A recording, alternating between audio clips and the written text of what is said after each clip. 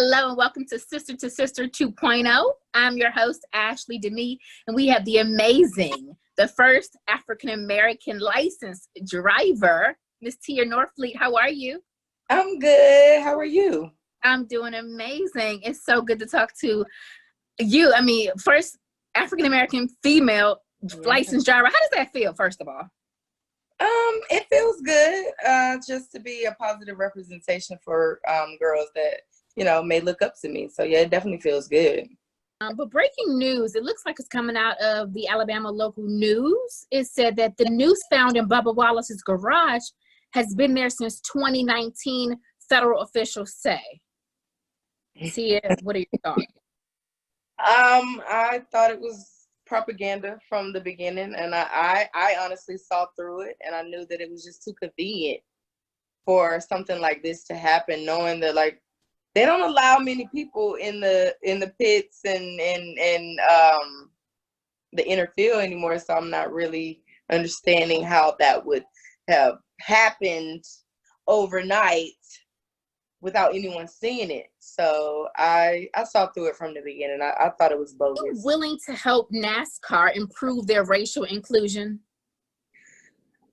Yeah, I would be willing to help NASCAR improve their racial inclusion, because I definitely would want to see more people of color in the sport. Again, I think that it needs to be genuine, and I would love to be that person to do that, because I feel like my opportunity to be that was robbed, and I would love to open up the door for other people.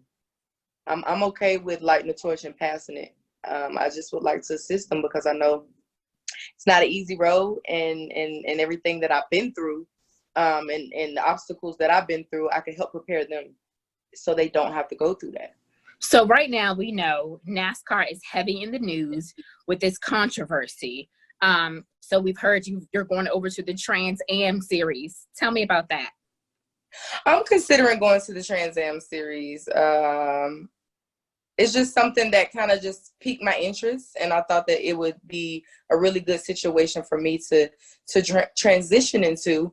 And yeah, hopefully everything works out, comes into play, and we do what we have to do over there. It's a lot more, how can I put it, welcoming to me. So I definitely have good feelings about it. Why do you think it's more welcoming to you? I think Trans Am is a little, it's a little, how can I put it? It's just less tension, because Trans Am doesn't really have like a quote unquote, I guess you would say, racist background or persona. So yeah, it's definitely, like I said, just it's more welcoming to me, and as a woman, okay. I've spoke with the CEO, the president, and they're all very welcoming, very nice. So yeah, we'll see. Okay, so what drove you out of NASCAR? Pun intended. Well, I'm not gonna say. Well, basically, what happened, it was just a lot of inside things going on that were not beneficial to me. Okay. And it was definitely intentional. And, I think that at the point they weren't ready for change. Was it based on race? It definitely was based on race and gender, and also my last name. But yeah, it was definitely that. It's been a lot of different things that happened behind closed doors, and I've always been vocal about it since it happened. I've never not been vocal about the entire situation. Okay, well, speaking of your last name, Norfleet, tell us about that. I mean, with being around all those role models like Dale Earnhardt and Jeff Gordon and Willie Tibbs, and of course your father, Bobby Norfleet. Tell me about that.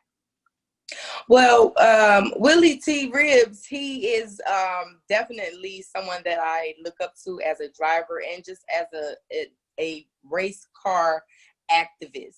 That's how I feel, he is, because he stands up for what he believes in, and he doesn't let anybody back him down.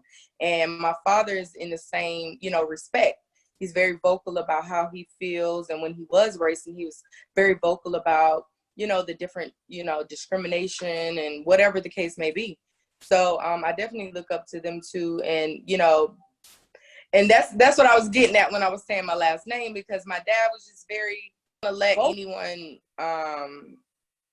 just basically treat him any kind of way and do anything to him. So standing up for what he believed in, some could say, may not be, it could have been his downfall. But yeah. I mean, it is what it is. You stand for something or you'll fall for anything. I have been in the same atmosphere with him, but I do know Mr. Willie T. Ribbs, actually. Him and my father are actually really close. And yeah, he's one of the ones that's actually wanting to, he told me that he would train me for Trans Am, because he actually drove in Trans Am too. Really? Yeah. So, he drove in Trans Am and NASCAR. Okay. So what's the big difference between the Trans Am and NASCAR for those of us who don't know? Trans Am is more of a road course where you're not just going around in a circle. Unlike NASCAR, it's an oval track, and you're just going around for however many miles the race is. Okay. So that's the big difference. Do you think the sport of racing has been easier because of your dad and his influence, or do you think it's added pressure? I think that we both represent two generations of discrimination. I definitely think that as drivers, I wouldn't say it was easier or harder. I just think that in his generation, he went through things and he overcame them. And then it's sad that in 2020, I'm still kind of going through the same thing. So I just think, like I said, we both represent two generations of discrimination. Were there other drivers, were they kind to you? Like the non-black drivers, like mostly white. How did they treat you? Some of the drivers are cool. Some of them are kind. I'm not gonna say everybody thinks that way. But then, of course, you do have your people that are very ignorant. And yeah, I mean, some of them were okay. And then I found that a lot of them aren't even the drivers. It's like the driver fans. Like, they're like, what do you mean? Like the fans of drivers, like people that don't even drive for NASCAR. They're just fans, and they would just reach out to me saying hateful stuff. And I'm like, I don't even know you, but okay. Oh my God. So what kind of signs of racism did you experience? Like, what did they say? Yeah, they had a no N-word in NASCAR. Of course, just the Confederate flag was always it was just a staple of NASCAR. So I mean, that was expected. And then just the typical things that people say, go back to Africa, or I'll run you into a wall, or stuff like that. Basically saying that if I were to get on the track with them, that they would run me into the wall, and just ignorant stuff like that absolutely makes no sense. He's never identified as black, and only now when it's hot you want to be black, and and it's just, honestly, people can see through it.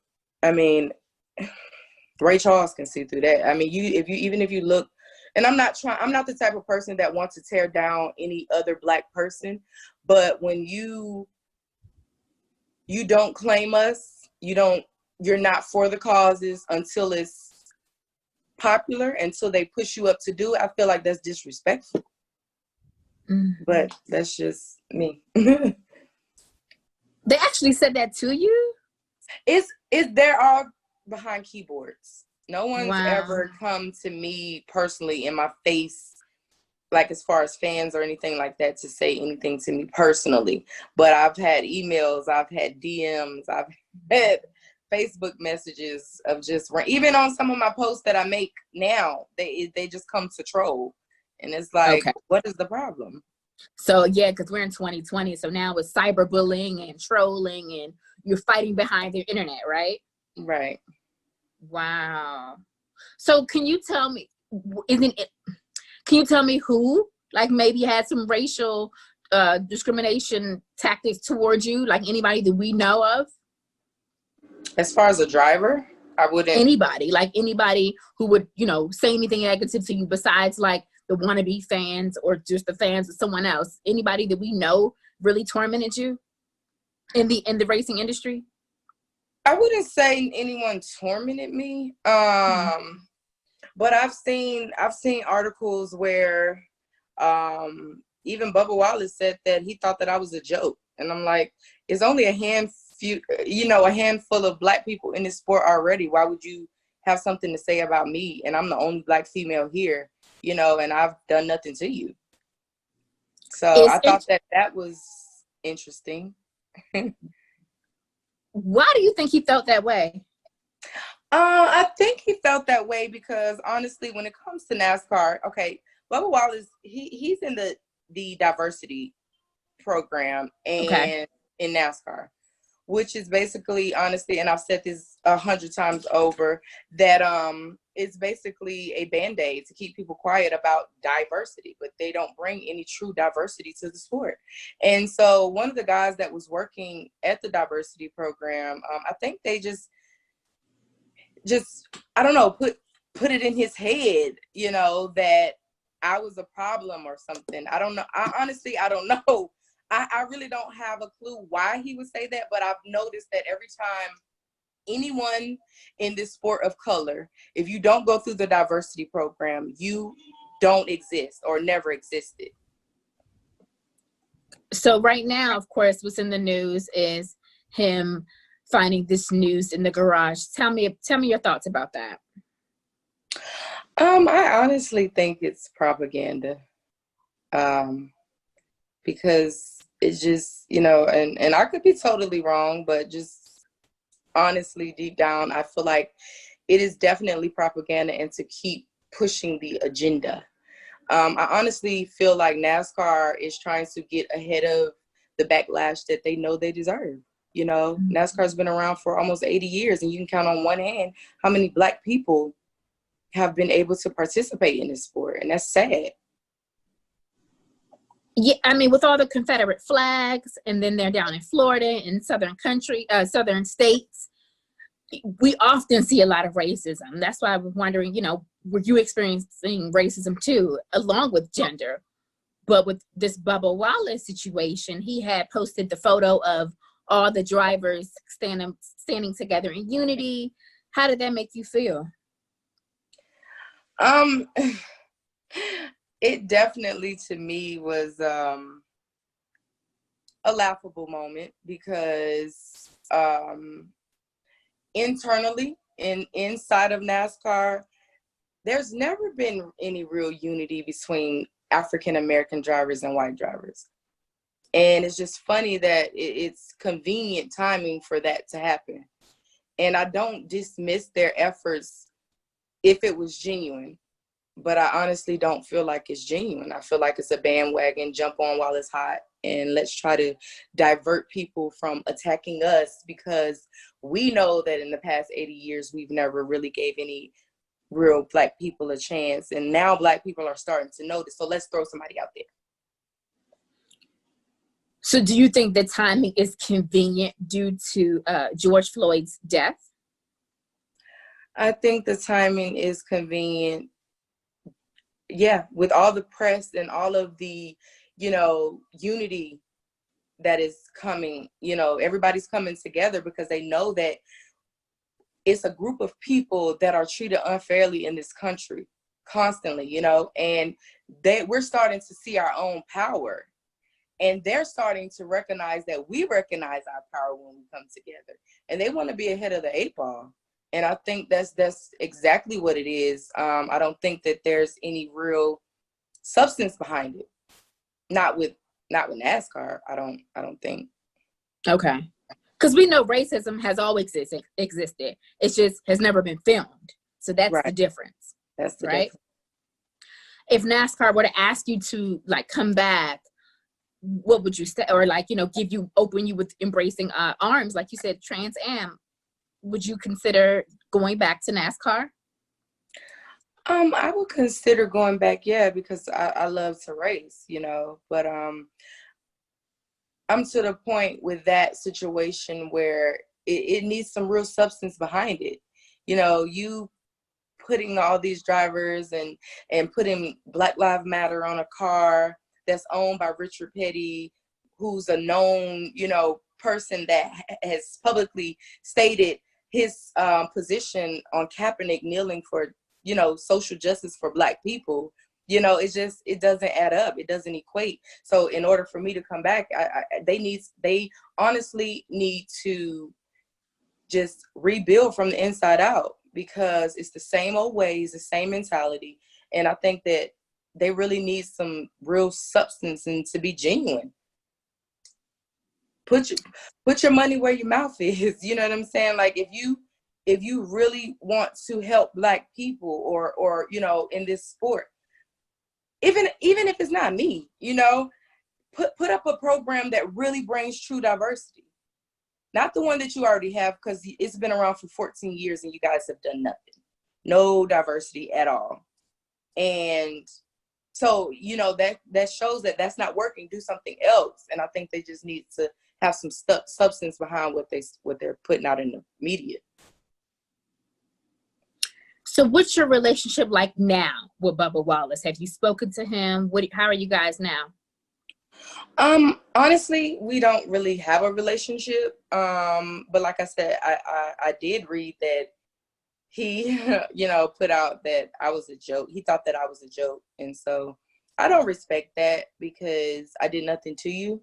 And I think that us being, the minority in this sport, the last thing that we should do is try to, hate on one another when I didn't do anything to you. Why would you say that about me? I'm the only Black woman here. What was the point? Mm-hmm. What would be your proposal to NASCAR regarding this situation if you would have voiced your opinion? My proposal to NASCAR is, like I said before, all of the publicity stunts, that's cool. But, me knowing what I know on the inside, you need to put some substance behind that, because I feel like one is disrespectful, because that's not your sentiment at all. Like and for you to jump on the bandwagon, I get it. It's politics. But for a person like me that's been saying this for years, and you basically shunned me and threw me out, and now that it's hot and it's trending, you want to jump on it with the main person. And like I said, not to tear them down, but this is all facts. You can research this yourself, with the same person that doesn't even identify as Black, there's never with the causes. George Floyd is not the only person that's been killed. Only Black man that's been killed in the hands of police. I've never heard anybody in NASCAR say anything about any Black person that's been murdered or, and until it became trending. And I think that that's just too convenient for me. I just think the timing, I can't speak for anyone else or any other, arena or field or anything, but I just know from my personal experience and everything that I've been through with this particular company, that it's just a little too convenient for me. Like I said, put some substance behind it. Go get some underprivileged kids and put them in these cars and train them up. They don't have the sponsorship dollars to actually, really do this. And they may want to. I get so many kids reaching out to me, little girls, little boys. Oh, I want to be a driver. I stay in Chicago. I don't know how to do it. I don't know what to do. What could you tell me? And it's sad, because honestly, it's like, in a sense, a dead end, because you're in a city, a metropolitan, or you're somewhere underprivileged, or whatever the case may be. You can't get sponsorship. So therefore, if you can't get sponsorship, you can't practice. You can't race. And a lot of people don't understand the racing world, and I feel like if they really want to do something, do that. Do something real. Bring some real people into this situation and give them an opportunity that a lot of other people ahead of us, and, even myself, weren't privy to. Tell me about that, because a lot of people don't know that it's super expensive to compete in racing. So how do you manage? Tell me about that. Yeah, racing is a sponsor-driven sport. So that means, a sponsor comes in, and it's typically a company. and the company has advertising dollars. They either have to spend it through marketing and advertising, or they have to pay it back to the government. And that's just really how it breaks down. And a lot of people don't know that, but that's where the sponsorship dollars come from. So you get a brand because you're a moving billboard as a car that's rolling around with this person's brand on it. You're literally a moving advertisement. And so what we have to do is find sponsorships to pick up the bill. And it's very expensive depending on what level you're in, because you have to pay for not only the cars, but also the tires, the gas, the crew chief, the oil. I mean, everything is itemized and broken down. So, and it's not just cheap, because tires are nearly $400,000, right? The top series in racing, yeah, it could get very expensive. Very. Yeah. So do you think that NASCAR maybe should have a budget for minorities, like an annual budget? Do they include us as a line item? How does that work? That's what the diversity program is supposed to be. And it's never been. And honestly, at one point they were getting $14 million a year for these drivers, and they did absolutely nothing with these drivers and put them on the shelf and collect the money and keep going. Their definition of diversity is a white woman. Like the Danica Patricks and whomever, is correct? Even Danica didn't go through the diversity program, but yeah, that's pretty much their diversity because she's a woman. But where's the other backgrounds, the other ethnicities? I thought that was diversity and inclusion. Yeah, because as we said earlier, Black Lives Matter, but if it's not, it has to be all lives matter, and including Black Lives Matter. I think people don't understand that. A lot of people are like, no, white lives matter. No, it's that you already matter because you're a majority. So how do you help the minorities? Right. And also I kind of think, and I hate to just go on a sidetrack, but even with that, I don't believe that we are minorities, but that's a whole nother subject. But yeah, how do you help the people that are underprivileged? How do you, these people that keep your company floating, how do you give back to them, give them something? We're the ones that's spending money with you. What are we getting in return? And then that's another thing, like even with these car companies, it's sad that all of these American car companies, they don't give Black people any money towards sponsorship. They'll give it to the white boy. They'll give it to the white girl, but they don't give it to us. Who buys more Chevrolets and Dodges and Chargers and Challengers than we do? Not to sound stereotypical, but like literally, it's statistics. Right.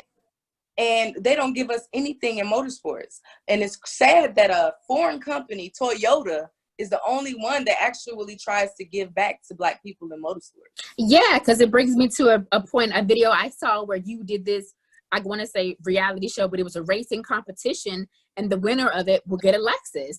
And everybody in that competition was Black. Am I right? Correct. Mm-hmm. So tell me about that. It was a 0 to 60 challenge with Lexus. It was just a promotional piece, and I had a lot of fun. Unfortunately, my mother-in-law died the day of that testing. Oh, wow. And I was completely out of it. I just wasn't there. But contractually, I had to be there. Yeah. But I definitely, I felt the love. It was definitely fun to a certain extent for me. And just me being a competitor, I just was like, not mentally there. And it just was like, what is going on? But I just wanted to get a backstory about that. Like, I had been pretty much just with my mother-in-law every day. And she was sick, and just that one day that I wasn't there, she passed away that morning. Wow. They called me before I was taping, and they were like, she's gone. And I'm like, what? I'm there with her every day. And so, yeah, it was a hard pill to swallow, but I definitely, I felt the love with them. Did you have to get the car back? No. I mean, no, I didn't win the car. Okay. Because I knew it was at least for a year, and I guess whoever won it got to keep the car just for that you year. got it. Yeah, you had to give it back. You had to give it back. Okay. But they do it. I think they do it like every other year.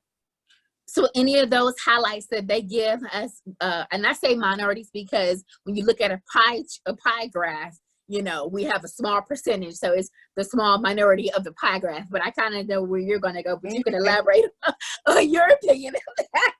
Because I've heard that people are like, I don't want to be called a minority. Well, just based on stats, that's how we're classified. Right. But yeah, that's, you know, that's the prize that they give us as opposed to like a huge reward for our service and what we do. Right? Right. Like, look at Colin Kaepernick. It took him to sit down for what, 4 years since he's been in the NFL? Oh, here we go. Sorry. No, that's fine. That's fine. Like, but Colin Kaepernick, for example, he had to be not playing in the NFL for nearly 4 years until they finally recognize him. Until the NFL finally stands up and speaks, you know, about him. So tell me, and then the commissioner never mentioned Colin's name.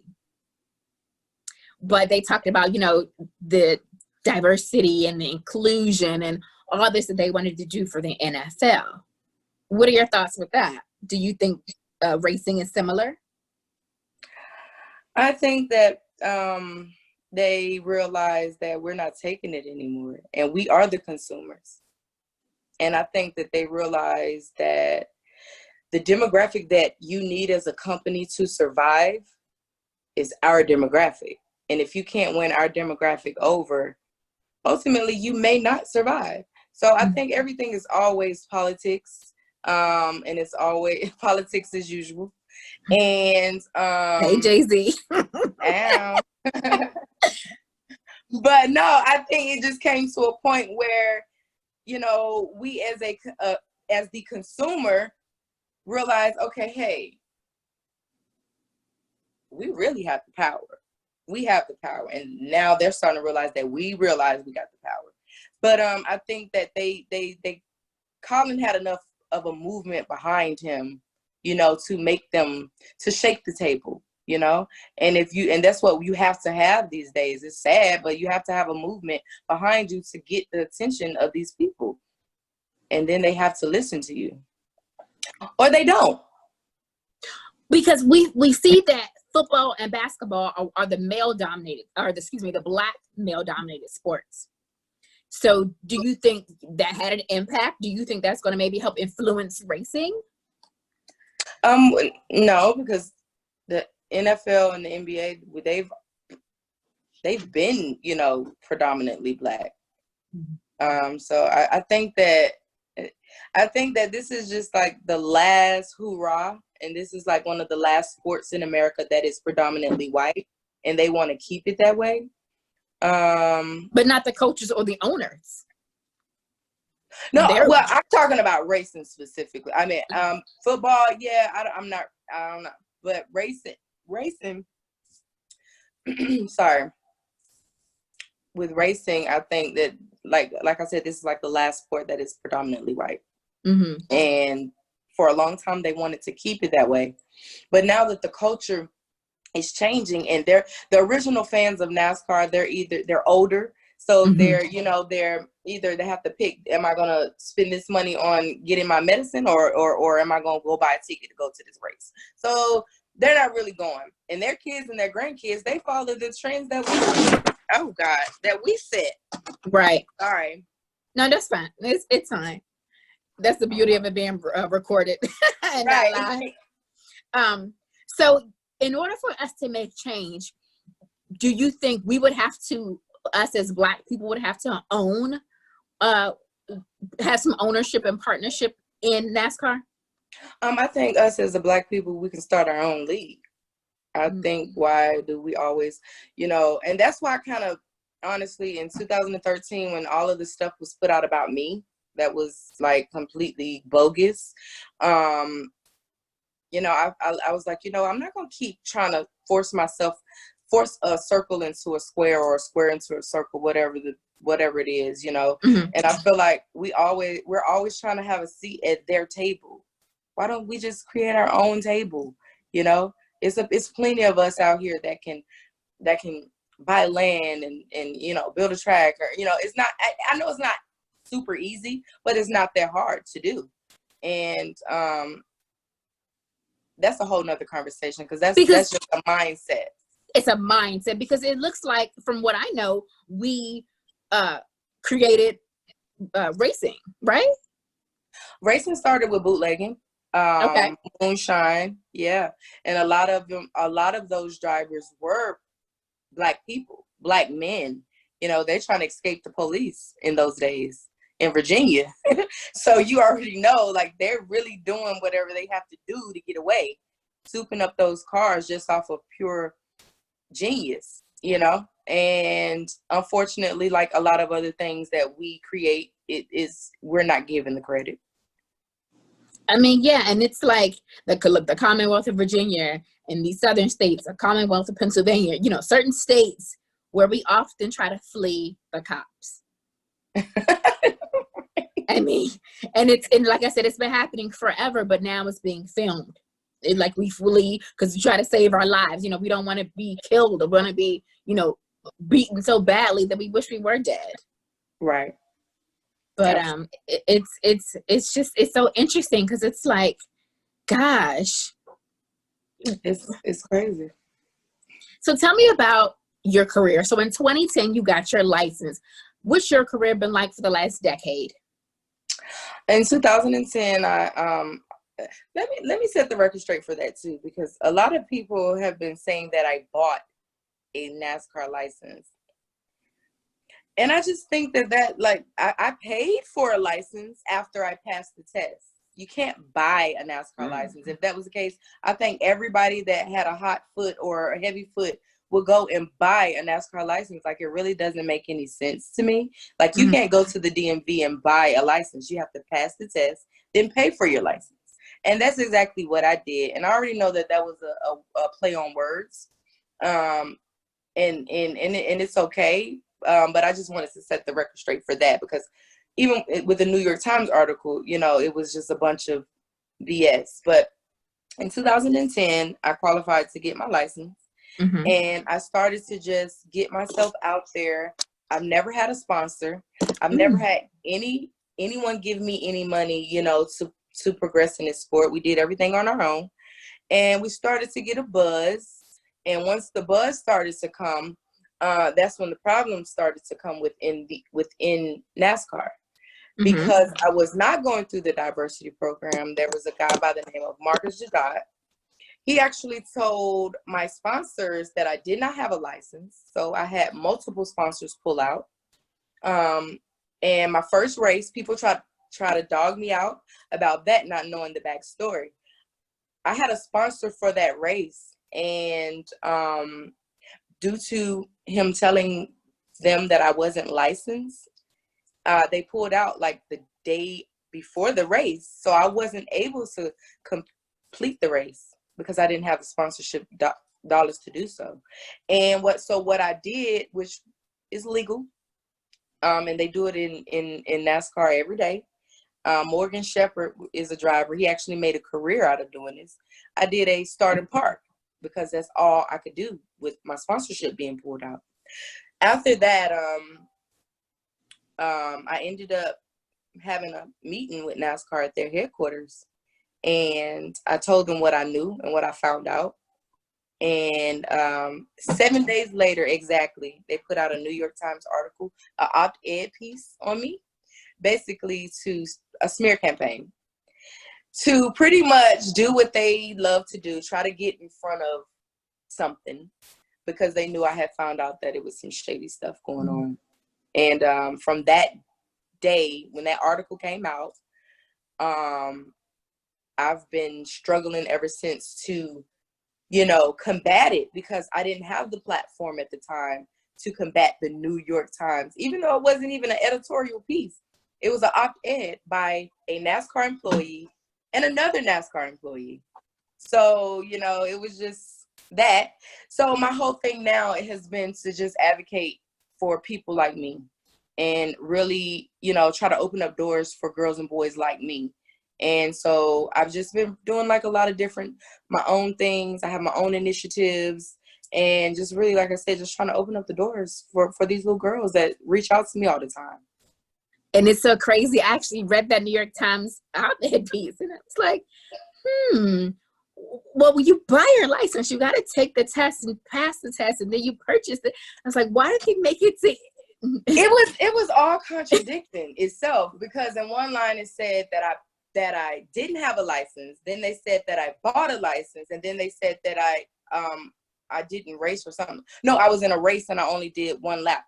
Okay, so how can I be in the race if I'm not qualified or licensed to be in the race? But you just said I didn't have a license. My license was signed by Brian France, which was the CEO of NASCAR, just like everybody else's license. So, you know, I have all the receipts and everything, but it was all tactics to basically stop me from getting sponsors, because they knew if I don't have a sponsor, then I'm no good anyway. What can you do? You don't have any money to compete.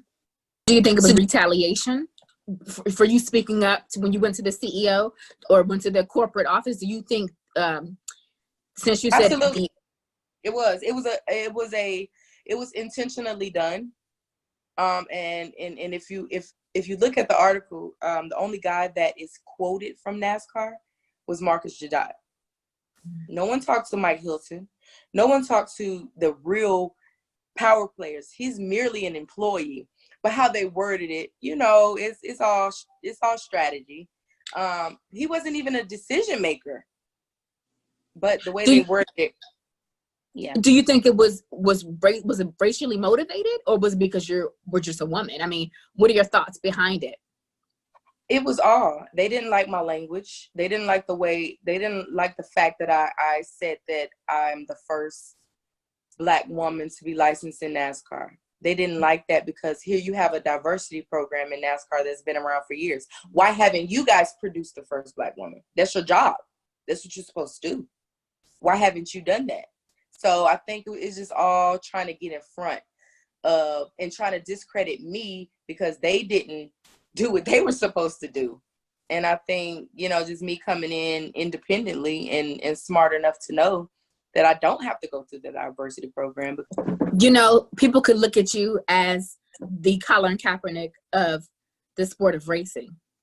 You are fighting and standing up for what you believe in, and I think it's awesome. You know, we're talking to you now, and of course our viewers will be looking and listening and understanding the what's behind all this. Because like I said, me reading the article, I kept thinking, like, you don't just go in, I can't just go and go buy a license. I can't buy a license. I don't know what to, you have to like take the test, pass it. It just, you know, but you have to have common sense to kind of understand what's trying to be conveyed in that article.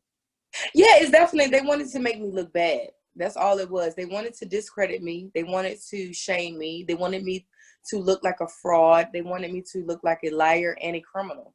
And let's not even start with the criminal, because majority of the drivers that drive for NASCAR has a criminal history. Let's not go there, because y'all would be mad. You know what I'm saying? If I were to go there with y'all. So, you know, all of the stuff that they were saying was absolutely irrelevant, and it just was contradicting.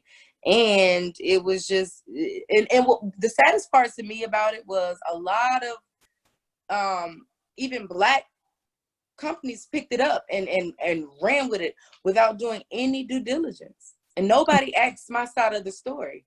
And it's sad that you can take a racist company, knowing that it has a racist persona, a racist background, knowing that you can count on one hand how many Black people has participated in this sport. You think they're going to give me a fair deal? Why wouldn't it? Explain that criminal part. You mentioned criminal. Tell me about that. What do you mean? You recently said mentioned, yes. So when you say, what do you mean? You read the article? Didn't you read? Yeah, but I didn't take it like you were being a criminal. I think just they were saying you weren't skilled. No, if you read it, then you'll see that they also said that I had a criminal record. Oh, okay. I kind of honed it on buying the license, trying to understand that.